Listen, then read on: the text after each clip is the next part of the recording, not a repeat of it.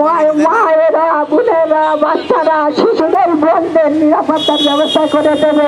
দেখেন, আপনারা জানেন যে বিগত সরকারের আমলে যে 16 বছর বাংলাদেশে যে ফ্যাসিস্ট সরকার ছিল, সেই সময়ে ছাত্রলীগ, যুবলীগের দ্বারা বহু মেয়েরা ধর্ষিত হয়েছে।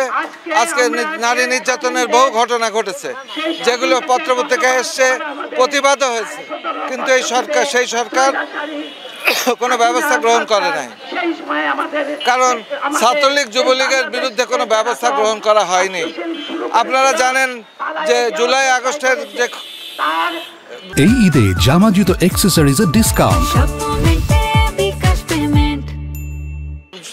ছাত্র জনতার যে বিদ্রোহ, এই বিদ্রোহের পরিপ্রেক্ষিতে যে সরকার, সেই পতিত সরকার, তারা চলে যাওয়ার পরে আমাদের সাধারণ মানুষের আকাঙ্ক্ষা ছিল যে সেই ঘটনাগুলো বিচারের আওতায় আনবে, এই সরকারের অধীনে সেই ঘটনাগুলো বিচারের আওতায় আসবে।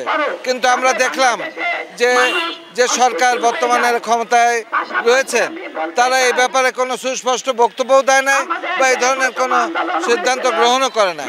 আমরা দাবি জানাচ্ছি যে সেগুলো যাতে বিচারের আওতায় আনা হয়, এই সরকার যাতে সেই দাবি করে, সেই ব্যবস্থা গ্রহণ করে, সেই দাবি জানাচ্ছি এখান থেকে।